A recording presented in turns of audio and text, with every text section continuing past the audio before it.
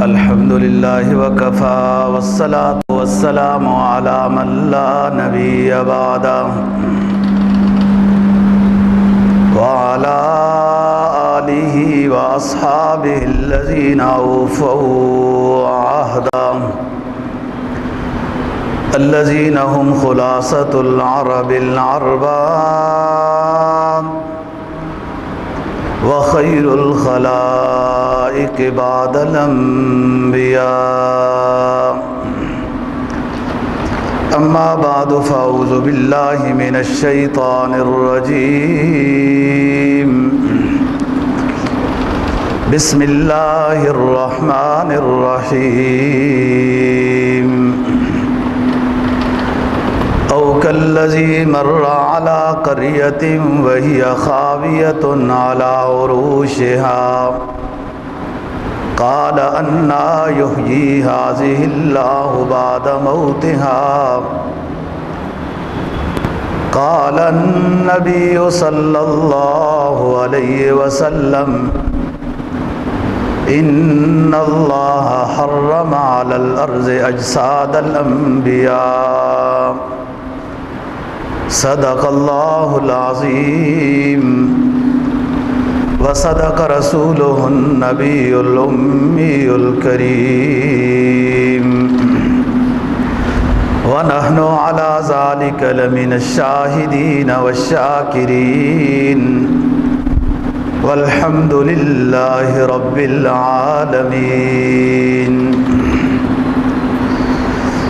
تیسرے پارے کی ایک آیت کریمہ کا حصہ اور جناب نبی پاک صلی اللہ علیہ وسلم کا ایک فرمان تلاوت کیا ہے، جس کے اندر حضرت عزیر علیہ السلام کا ذکر ہے۔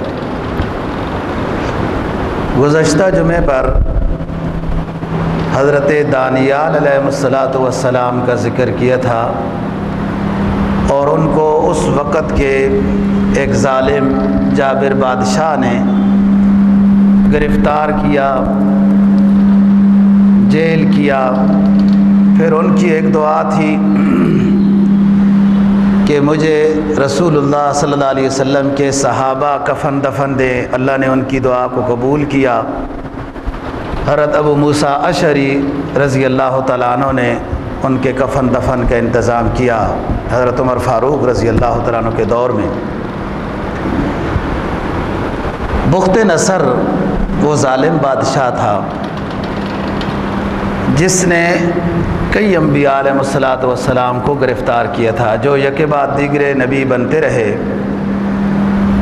اور اس کے مقابلے میں جب آواز اٹھاتے تھے تو یہ پھر گرفتار کرتا تھا۔ جن انبیاء علیہ السلام کو اس نے گرفتار کیا ہے ان میں سے حضرت عزیر علیہ السلام بھی ہے۔ مورخین لکھتے ہیں کہ دنیا میں 4 بڑے بادشاہ گزرے ہیں کہ جن کو اللہ تعالیٰ نے کسی حد تک پوری دنیا پر حکومت عطا کی تھی، جن میں سے 2 مسلمان بادشاہ گزرے ہیں اور 2 کافر ہیں۔ جن 2 مسلمانوں کا ذکر ہے ان میں سے ایک اللہ کے پیغمبر حضرت سلیمان علیہ السلام کا ذکر ہے۔ ان کی حکومت ایک ممتازی حکومت تھی ہر لحاظ سے، اور پوری دنیا پر بھی تھی، جن کا تذکرہ تفصیل سے رمضان سے پہلے ہو چکا ہے۔ دوسرے مسلمان بادشاہ کہ جن کی پوری دنیا پر حکومت رہی، 16ویں پارے کے دوسرے رکوع میں ان کا ذکر ہے سکندر ذوالقرنین کا، کہ جن کو اللہ نے پوری دنیا پر حکومت عطا کی تھی۔ بعض حضرات نے ان کو نبی بھی لکھا ہے، انشاءاللہ ان کا تذکرہ آئے گا۔ وہ 2 بادشاہ جو کافر تھے اور کسی حد تک ان کی دنیا پر حکومت تھی، ان میں سے ایک نمرود تھا اور دوسرا بخت نصر۔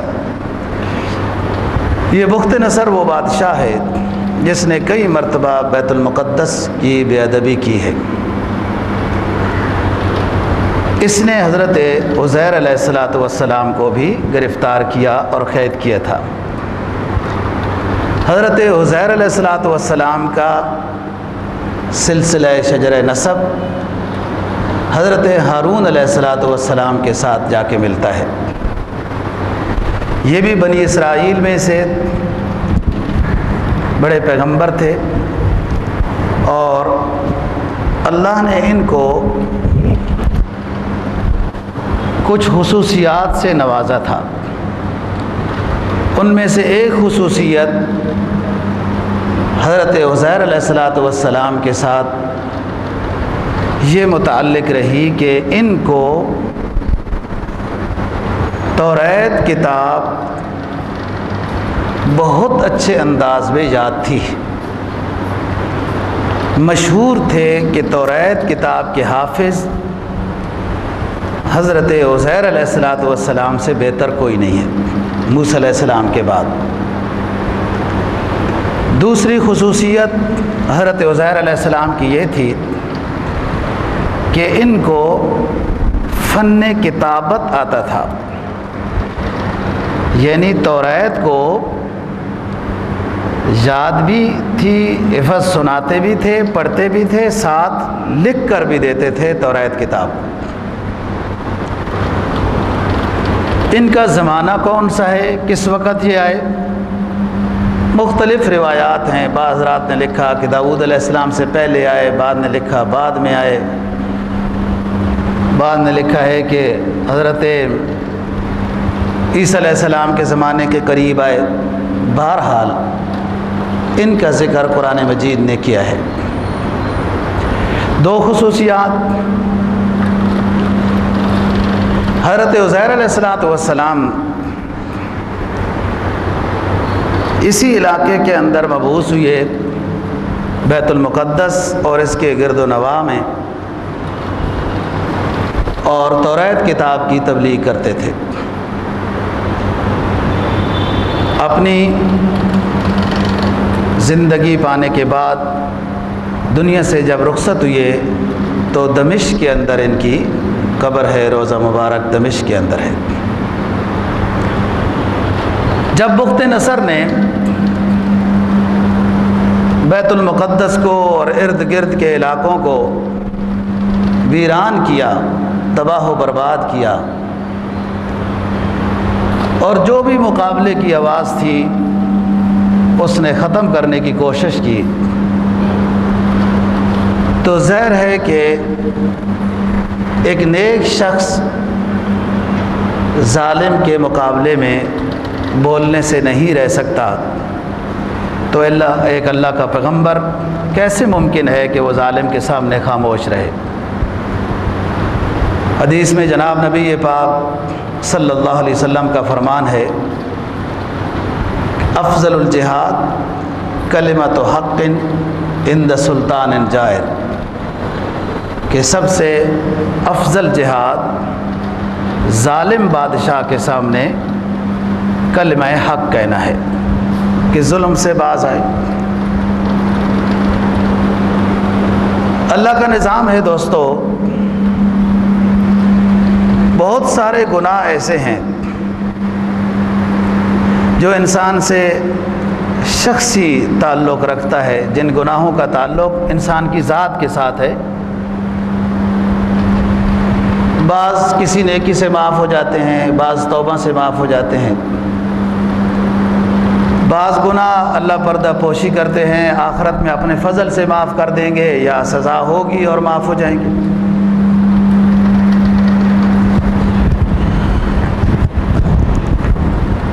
لیکن جن گناہوں کا تعلق حقوق العباد سے ہو اور خصوصاً ظلم کے ساتھ تعلق رکھتے ہوں،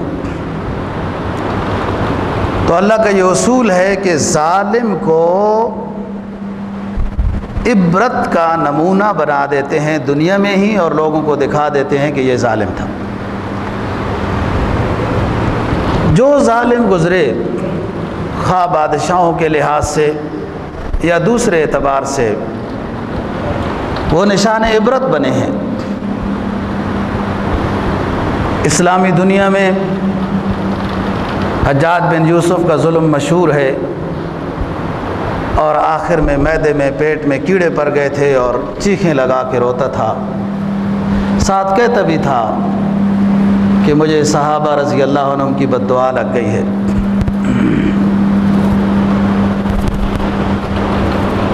اسی طرح نمرود ظالم تھا، حضرت ابراہیم علیہ السلام کے خلاف اس نے کیا کچھ نہیں کیا، اللہ نے ایک حقیر سی مخلوق مچھر سے تباہ کیا ہے۔ ظلم و جبر و تشدد جس نے بھی روا رکھا ہے، اللہ نے اس کا بدلہ اس ظالم کو دنیا میں دیا ہے، نشان عبرت بنے ہیں۔ قرآن اعلان کرتا ہے فسیروا فی الارض فانظروا کیف کان عاقبۃ المکذبین، کہ آپ پھرو زمین میں دیکھو کیا انجام ہے ظالموں کا، باغیوں کا۔ اس نے ظلم و ستم کیا، بخت نصر نے علاقے ویران کیے۔ حضرت عزیر علیہ السلام کو اللہ تعالیٰ نے 40 سال کے بعد جب نبوت عطا کی تو تبلیغ کا کام شروع ہوا، اور اس نے ان کو مقابلے میں گرفتار کیا، جیل کیا۔ کیا بات ہے، آپ کا سپیکر ٹھیک نہیں، آہستہ کرو۔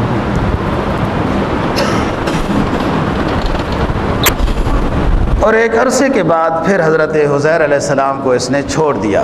بعد نے لکھا ہے ان کو بچپن میں گرفتار کیا تھا، اور پھر دیکھا ہے کہ اس کو کیا فائدہ گرفتار کرنے کا، اور چھوڑ دیا ہے۔ اللہ نے 40 سال کے بعد نبوت عطا کی، جو اللہ کا اصول اور سنت ہے۔ تو اس کے بعد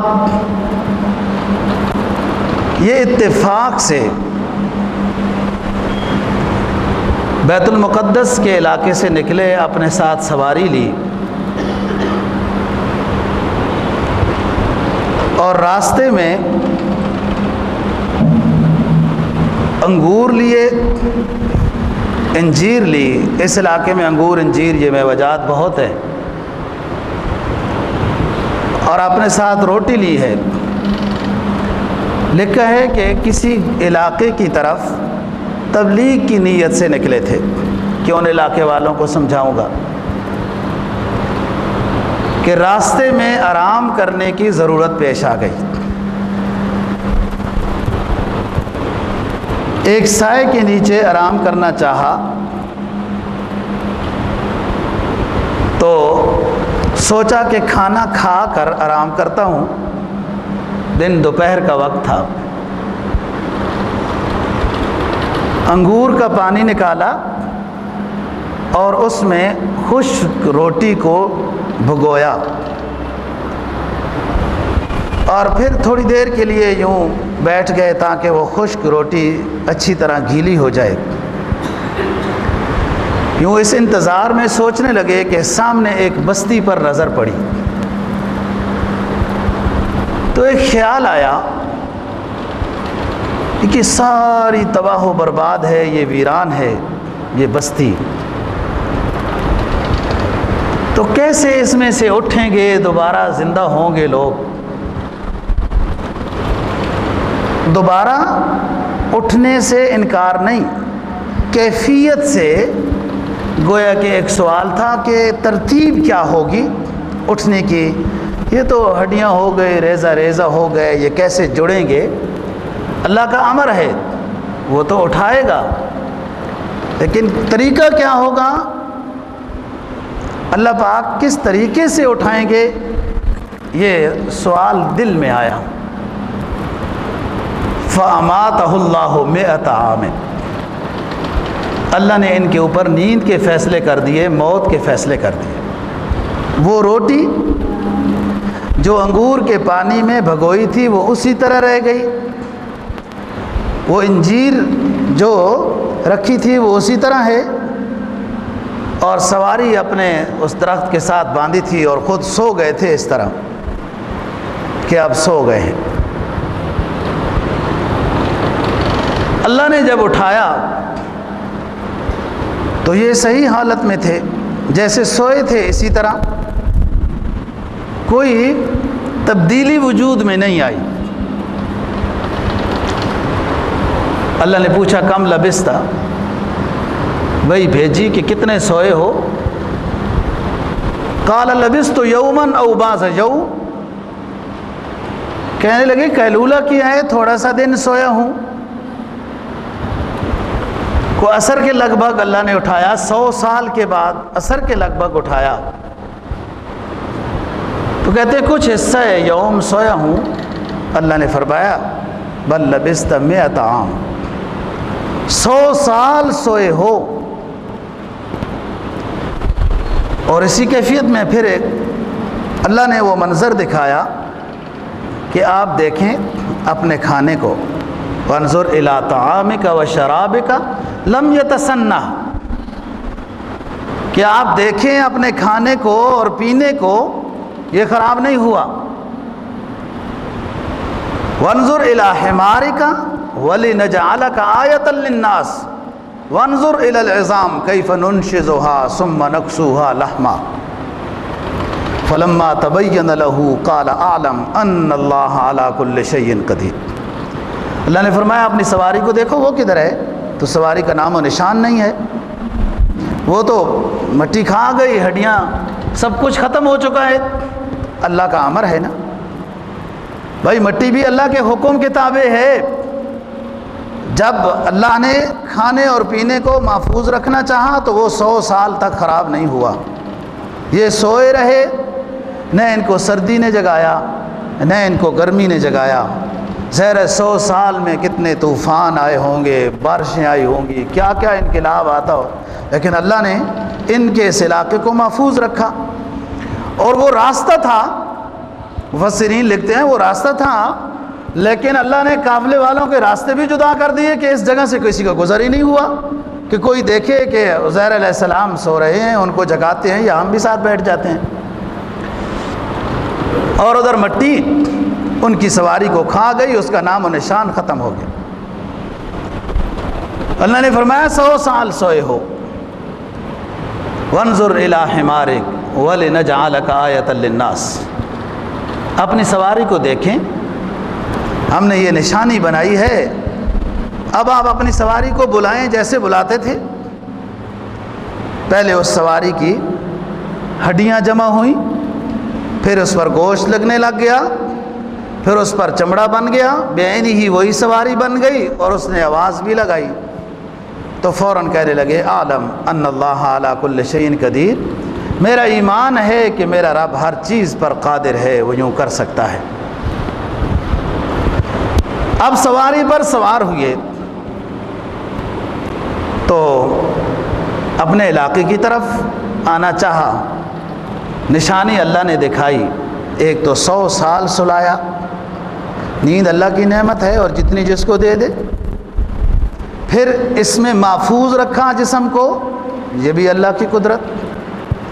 تیسرا کھانے کو کس طرح محفوظ رکھا کہ انگور کا شیرہ یہ اسی وقت نکال کر بس 1 آدھ گھنٹے کے اندر پیا جاتا ہے، ورنہ تک تھوڑی دیر تک بھی اگر یہ گرم جگہ پہ رکھ دیا جائے تو اس کی کیفیت خراب ہو جاتی ہے اور وہ جائز نہیں رہتا اس کا پینا، اور یہ 100 سال تک اسی طرح ہے۔ 3 باتیں، اور چوتھی اللہ نے سواری کے لحاظ سے نشانی دکھائی کہ آپ دیکھو آپ کے سامنے یہ کیسے زندہ ہوتی ہے، کیسے بن جاتی ہے، میں قرب قیامت میں اسی طریقے سے ہر چیز کو زندہ کروں گا۔ اب یہ سواری پر سوار ہوئے اور اپنے علاقے کی طرف روانہ ہو گئے۔ جب اپنے گھر کے قریب پہنچے تو نقشہ بدلا ہوا پایا، ظاہر 100 سال کا علاقہ گزر گیا ہے۔ ایک بڑھیا سے ملاقات ہوئی، حدیث میں آتا ہے ایک بڑھیا سے، اور اس بوڑھی کو بھی اللہ نے ممکن ہے اس لیے لمبی عمر عطا کی ہو، اس کی عمر 120 سال تھی۔ ایمان والی خاتون تھی، حضرت عزیر علیہ السلام کو جانتی تھی۔ جب ملاقات ہوئی، انہوں نے بتایا کہ میں عزیر ہوں، تو انہوں نے کہا عزیر کا تو پتہ ہی نہیں ہے، وہ تو اتنا زمانہ ہو گیا ہے عزیر نہیں ہے، آپ کہاں سے آ گئے؟ وہ کہنے لگی اگر آپ اللہ کے پیغمبر حضرت عزیر علیہ السلام ہو تو میں نابینی ہو چکی ہوں، بوڑھی ہو چکی ہوں، چل نہیں سکتی ہوں، آپ دعا کریں اللہ میری نگاہ کو واپس کر دے، میرے جسم میں طاقت کو واپس کر دے، تو میں یقین کر لوں گی کہ واقعتاً آپ اللہ کے پیغمبر حضرت عزیر علیہ السلام ہیں۔ انہوں نے دعا کی، ان کی پہلے نگاہ درست ہو گئی، پھر گوڈوں میں وہ طاقت واپس آئی، آہستہ آہستہ وجود درست ہوا، وہ اٹھ گئی۔ اس نے جب دیکھا تو یقین کر لیا کہ یہ حضرت عزیر علیہ السلام ہے۔ علماء تفسیر لکھتے ہیں کہ ان کے بیٹا بھی زندہ تھا، ان کے پوتے بھی زندہ تھے، لیکن بیٹا بھی انتہائی بوڑھا ہو چکا تھا، پوتے بھی بوڑھے ہو چکے تھے حضرت عزیر علیہ السلام کے۔ اس بوڑھیا نے ہر طرف جہاں تک ممکن ہو سکتا تھا بات کرنا شروع کی کہ جو لاپتہ ہو گیا تھا اللہ کا پیغمبر حضرت عزیر علیہ السلام، وہ آ گیا ہے، بیت المقدس میں پہنچ گیا ہے، میں نے زیارت کی ہے، جس نے کرنی ہے چلو۔ لوگ نہ مانے، یہ ایسی فارغ ہو گئی ہے۔ اس نے سمجھایا کہ دیکھو میں فلاں بوڑھی ہوں جس کی عمر زیادہ تھی، جس کی نگاہ نہیں تھی، جو چل نہیں سکتی تھی، اس کی دعا سے میں درست ہوئی ہوں۔ پھر کچھ لوگوں کو یقین ہونا شروع ہوا کہ اگر واقعتاً یہ وہ بوڑھی ہے اور پھر اس کی نگاہ بھی واپس آ گئی اور یوں صحت مند ہو گئی ہے، اکٹھا ہونا شروع ہو گئے، جس پر حضرت عزیر علیہ السلام کے بیٹے پوتے بھی جمع ہو گئے۔ حضرت عزیر علیہ السلام کے بیٹے نے یہ کہا کہ میرے والد کے دونوں کندھوں کے درمیان ایک کالا تل تھا، تو میں وہ دیکھنا چاہتا ہوں، اگر آپ واقعتاً عزیر ہیں، آپ میرے والد ہیں، تو دونوں کندھوں کے درمیان وہ تل ہے کہ نہیں؟ جب دیکھا تو واقعتاً وہ تل تھا، اور لوگوں نے بھی سوال و جواب شروع کر دیا۔ ابو حاتم سجستانی رحمہ اللہ تعالیٰ ایک بزرگ گزرے ہیں، انہوں نے ایک بڑے منظوم انداز میں اس منظر کو پیش کیا ہے کہ اللہ اپنی قدرت ہر طرح دکھاتے ہیں۔ یہاں پر عجیب قدرت ہے کہ بیٹا بوڑھا ہو چکا ہے، لاٹھی کے سہارے سے چل رہا ہے، پوتے بوڑھے ہو چکے ہیں، اور باپ جوان ہے، داڑھی اور سر کے بالوں میں کوئی سفیدی نہیں آئی، جسم کے قوا میں کوئی کمزوری نہیں آئی، کیونکہ ان کی عمر 40-42 سال ہے، وہ 100 سال تو سوئے رہے، وہ اس میں کوئی کیفیت میں جسم کے اندر کوئی تغیر تبدل نہیں آیا، اللہ کا امر تھا۔ اللہ جب چاہے تغیر تبدل تو 309 سال سلایا اصحاب کہف کو، ان کے ناخن بھی بڑھتے رہے، ان کے بال بھی بڑھتے رہے، جب وہ اٹھے تو خود اپنے آپ کو دیکھ کر وہ حیران ہو رہے تھے کہ کیا ہوا، لبسنا یومن او بعض یوم، ہم تو تھوڑے سے سوئے ہیں۔ وہ دوسرا ساتھی کہنے لگا تھوڑے سے کیسے سوئے ہو، تھوڑے سے سونے کے ساتھ اتنے زیادہ ناخن بڑے ہوتے ہیں یا بال اتنے بڑے ہوتے ہیں؟ تو سونے کی حالت میں کسی چیز میں، کیفیت میں، وضاقتہ میں، بالوں میں، ناخنوں میں کوئی تغیر تبدل نہیں آیا حضرت عزیر علیہ السلام میں، اور ادھر جب اللہ کا امر تھا تو تغیر تبدل آیا۔ یہاں اب اجتماع ہے، لوگ جمع ہیں اور سوال و جواب کر رہے ہیں حضرت عزیر علیہ السلام سے۔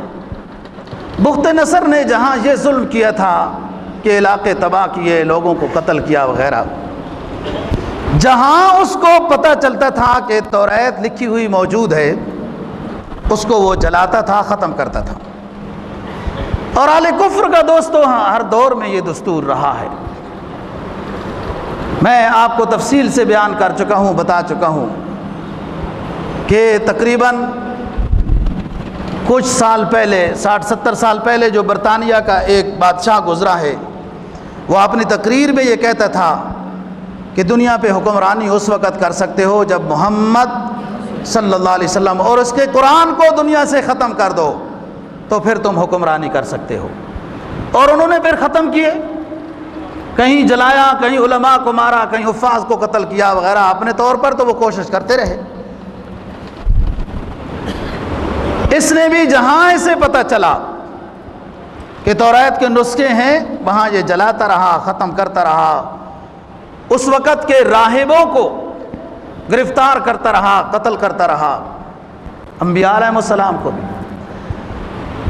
بس ان لوگوں کے پاس جن کو تھوڑی تھوڑی کوئی توریت کے حصے یاد تھے، اتنی توریت محفوظ رہ گئی تھی، باقی سب ختم کر دی تھی۔ لوگوں نے حضرت عزیر سے سوال کیا کہ اگر آپ واقعتاً عزیر ہیں تو پھر آپ توریت سنائیں، توریت لکھ کے دیں۔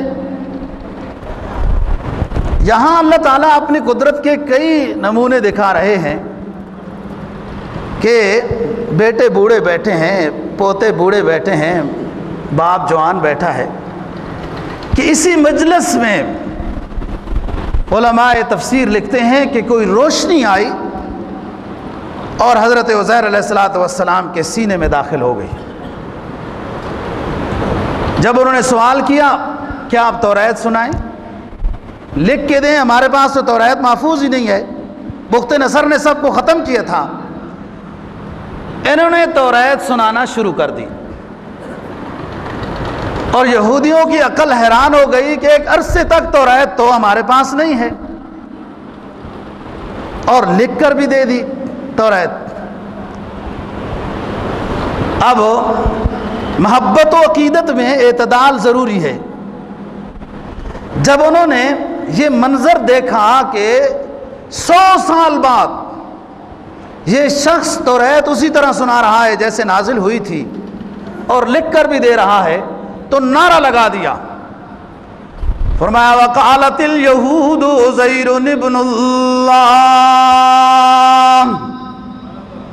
یہودیوں نے جب اللہ کے پیغمبر حضرت عزیر علیہ السلام کی تلاوت سنی توریت کتاب کی، تو کہنے لگے صدیوں بعد جو اللہ کی کتاب کی تلاوت سنا رہا ہے یہ انسان نہیں ہو سکتا، یہ اللہ کا بیٹا ہے۔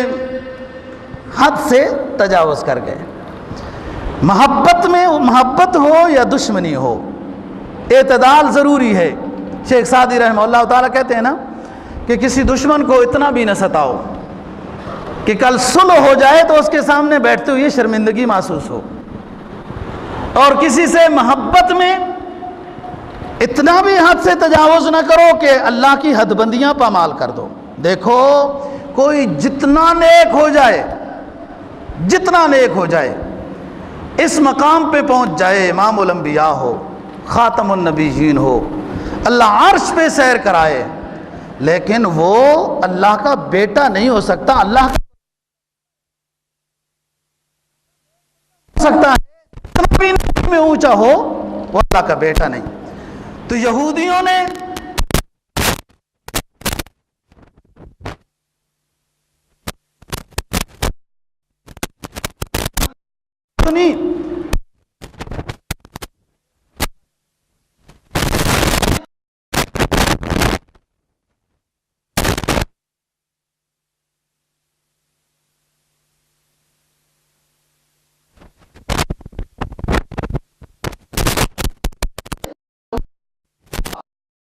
میں ان چڑیوں کو بنا کر پھونکتا ہوں، یہ اڑنے لگ جاتی ہیں، اللہ کے امر سے یہ کر رہا ہوں، اللہ کے اذن سے کر رہا ہوں۔ کہ برس کی بیماری کے والے پر ہاتھ پھیرتے ہیں تو اللہ شفا دے دیتے ہیں، ساتھ بتاتے ہیں کہ میں اللہ کے اذن سے شفا دے رہا ہوں، تاکہ لوگوں کا عقیدہ خراب نہ ہو جائے اور مجھے کہیں مشکل کشا نہ سمجھنے لگ جائیں۔ لیکن عیسائیوں نے کہا عیسیٰ ابن اللہ، فرمایا وقالت الیہود عزیر ابن اللہ وقالت النصارى المسیح ابن اللہ۔ قرآن کہتا ہے ذالک قولہم بافواہہم، یہ ان کی منہ کی باتیں ہیں، حقیقت ایسی نہیں۔ عزیر بھی میرا پیغمبر ہے، عیسیٰ ابن مریم بھی میرا پیغمبر ہے۔ عزیر نے اپنے دور میں حضرت موسیٰ علیہ السلام پہ نازل ہونے والی کتاب کی تبلیغ کی، اور حضرت عیسیٰ علیہ السلام نے جو میں نے حضرت عیسیٰ علیہ السلام پہ کتاب انجیل نازل کی، انہوں نے اس کی تبلیغ کی۔ لیکن محبت میں حد سے تجاوز کر کے پیغمبر کو اس کی حقیقت سے بدل دینا، یہ محبت نہیں دوستو، آوارگی ہے۔ قرآن نے حدود بیان کیے، حد بندیاں بیان کی، اللہ کے پیغمبروں کو پیغمبر مانو، مشکل کشا نہ مانو۔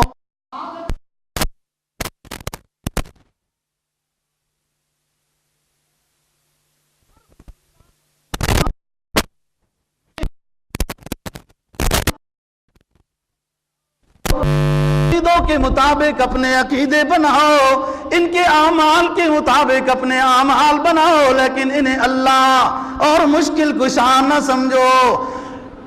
اللہ الہکم واحد، ایک ہی تمہارا الہ ہے، جس کو سورہ بقرہ بیان کیا، اللہ لا الہ الا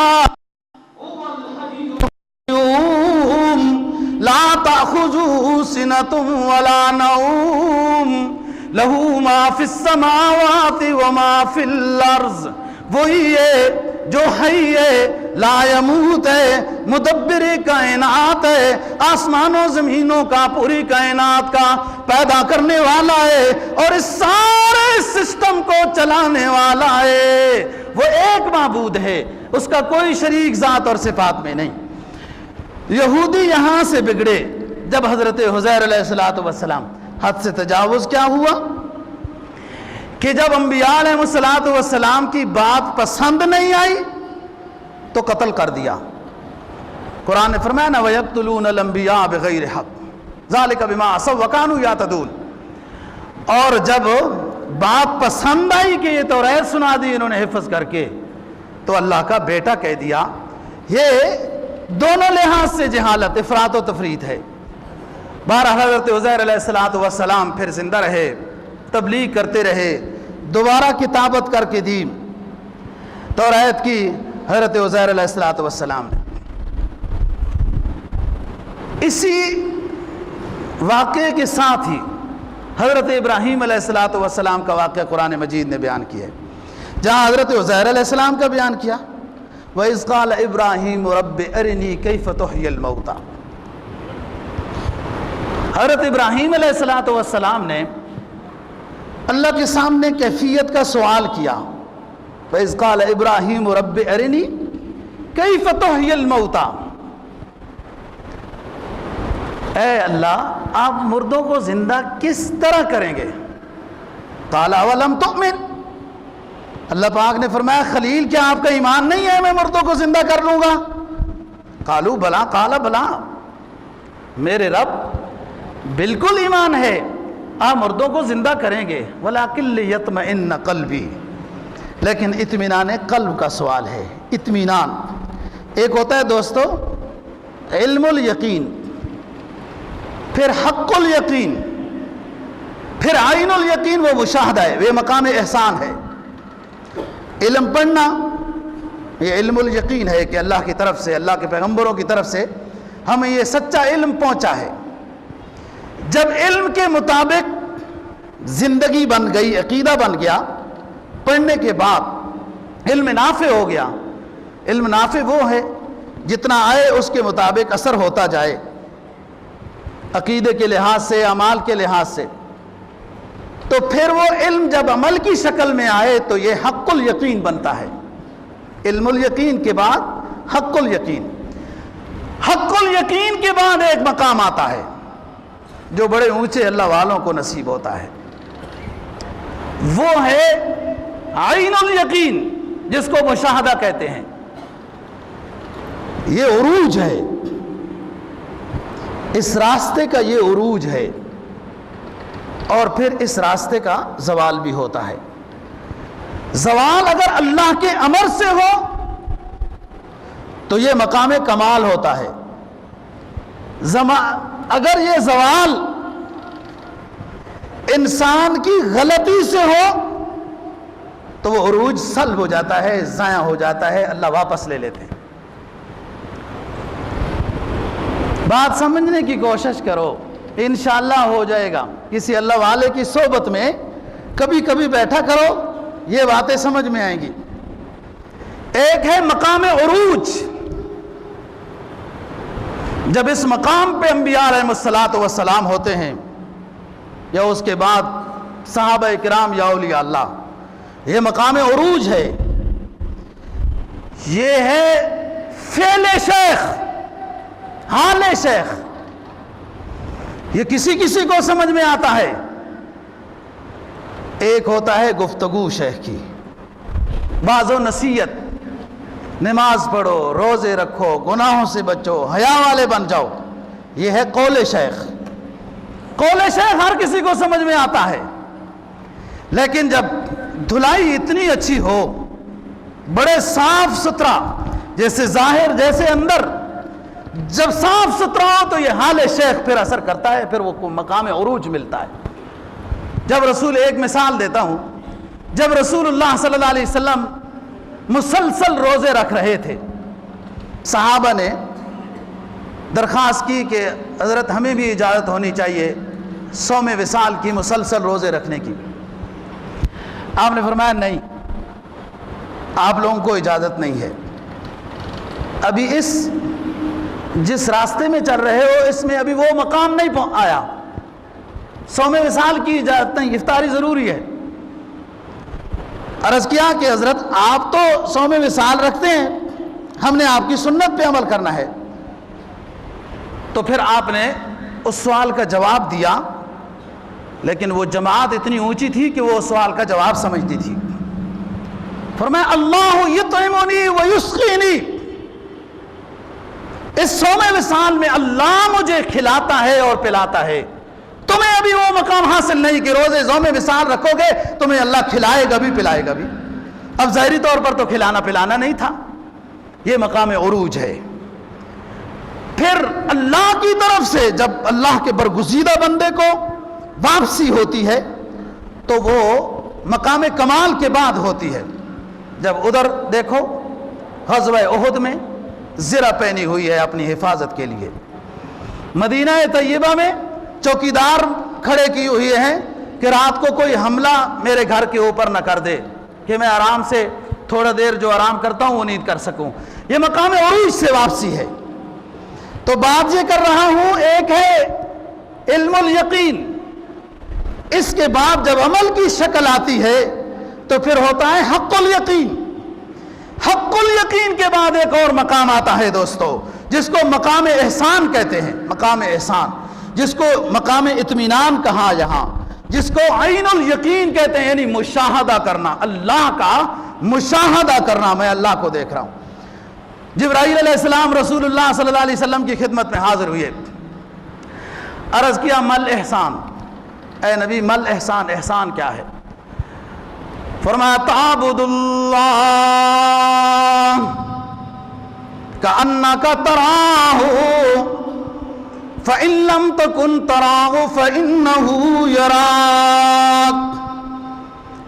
اے جبرائیل مقام احسان یہ ہے کہ اللہ کی عبادت اس انداز میں کرو، تعبد اللہ کأنک تراہ، اس انداز میں، اس ایمان کے مقام میں اللہ کی عبادت کرو، اتنے خشوع و خضوع میں ڈوب جاؤ کہ تمہیں یہ مقام حاصل ہو کہ میں اپنے سامنے اپنے اللہ کو دیکھ رہا ہوں، میں جس کی عبادت کر رہا ہوں، میں جس کی عبادت کر رہا ہوں وہ میرے سامنے ہے، میں اسے دیکھ رہا ہوں۔ یہ مقام احسان ہے، یہ مقام مشاہدہ ہے، یہ ہے عین الیقین، مشاہدہ ہو رہا ہے۔ حضرت ابراہیم علیہ السلام نے کہا اے میرے رب، مردوں کو زندہ اٹھانے پہ تو میرا ایمان ہے، لیکن مقام اطمینان چاہتا ہوں، وَلَٰكِن لِّيَطْمَئِنَّ قَلْبِي، اے میرے رب میں آپ کا خلیل ہوں، مجھے مقام اطمینان عطا کیجئے کہ کہ کس انداز میں آپ مردوں کو زندہ کریں گے، اور فرمایا کہ اگر یہ مقام حاصل نہ ہو فَإِن لَمْ تَكُنْ تَرَاهُ فَإِنَّهُ يَرَاكَ، پھر دوسرا درجہ یہ ہے کہ اللہ کی عبادت ایمان کے اس مقام میں رہ کر کرو کہ تم اگر اللہ کو نہیں دیکھ رہے ہو تو یہ تو یقین ہو تمہارا کہ اللہ مجھے دیکھ رہا ہے۔ حضرت علی رضی اللہ تعالی عنہ سے کسی نے پوچھا کہ ایمان کے درجے کیا ہیں، اور جب آپ اپنے اللہ کو میدان آخرت میں، میدان حشر اور جنت میں اللہ کو دیکھیں گے تو ایمان کا کیا مقام ہوگا؟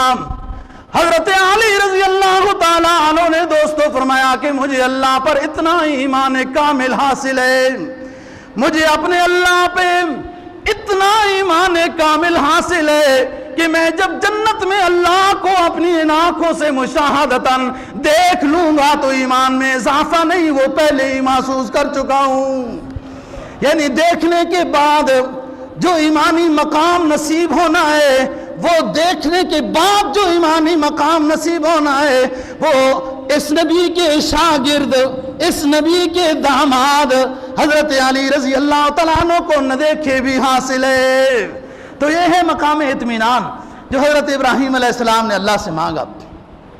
یہ انبیاء کو دوستو جو مقام ملے ہیں نا، کسی کو کس انداز کا مقام ہے، کسی کو یہ مقام ختم نہیں ہو گئے، کسی کو ریاضت کہے، کسی کو جہاد کہے، کسی کو ذکر کہے، کسی کو تلاوت کہے، ہر نبی میں نیکی کی خصوصیت نمایاں رہی، یہ ختم نہیں ہوئی۔ اب عابد بھی، اللہ کا ولی بھی جب نیکی میں جس مقام میں پہنچتا ہے وہ اس نبی سے وہ فیوز حاصل کرتا رہتا ہے جب اس مقام پہ آئے تو۔ لیکن جب نظام صاف ستھرا ہو نا، جب ایسا عابد شب زندہ دار ہو کہ اس میں تقوی و طہارت کے اوپر اللہ کی نورانی مخلوق بھی رش کرنے لگ جائے، اتنا صاف ستھرا ہو جائے، اس کا قول، اس کا عمل، اس کا دل، اس کا دیکھنا، اس کا سوچنا، اس کا اٹھنا، اس کا بیٹھنا، اس کا کھانا پینا، جب سراپا نیکی ہو جائے پھر مقام آتا ہے۔ حافظ ابن قیم رحمہ اللہ تعالیٰ ایک محدث گزرے ہیں، وہ فرماتے ہیں نا، فرما رأیت الذنوب تمیت القلوب، رأیت الذنوب تمیت القلوب وقد یورث الذل ادمامها، میں نے دیکھا ہے گناہوں کو کہ ان کی کیفیت کیا ہے، گناہوں کو جب میں نے دیکھا کہ ان کی کیفیت کیا ہے تو گناہوں کی ایک کیفیت یہ ہے کہ مومن کے دلوں کو مردہ بنا دیتے ہیں۔ رأیت الذنوب تمیت القلوب وقد یورث الذل ادمامها،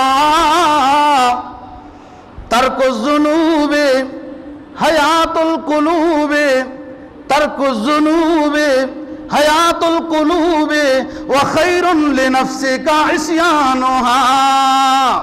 علامہ کہتے ہیں میں نے دیکھا گناہوں کی کیفیتوں کو کہ انسان کے دلوں کو گناہ مردہ کر دیتے ہیں، زنگ لگ جاتا ہے، دل سیاہ ہو جاتے ہیں، ظلمتیں آ جاتی ہیں، نور ربانی محبت نبی رخصت ہو جاتی ہے۔ لیکن بہترین وہ شخص ہے جس نے گناہوں کو چھوڑا۔ ترک الذنوب، ترک الذنوب حیات القلوب، گناہوں کو چھوڑے گا تو روح زندہ ہوگی، دل زندہ ہوگا، روح زندہ ہوگی، وہ خفی اخفا سر، وہ مقام معرفت کو اس کی بیداری ملے گی۔ اللہ اللہ کرنے سے جو مقام ملتے ہیں دل کے، وہ سر، خفی، اخفا، وہ مقام جو اللہ اللہ کرنے سے اس قلب کو عطا ہوتے ہیں، وہ گناہوں کو چھوڑنے سے ملتے ہیں۔ اللہ اور اللہ کا حبیب اس کے بعد آباد ہوتا ہے۔ خیر لنفسک عصیانها، پھر بہتری بنے گی تیرے لیے، خیر ملے گی تجھے اس وقت، مقام قرب الہی ملے گا۔ اپنے حبیب کی شفاعت کا وہ اذن ہوگا جب تو گناہوں سے اپنے آپ کو بچائے گا۔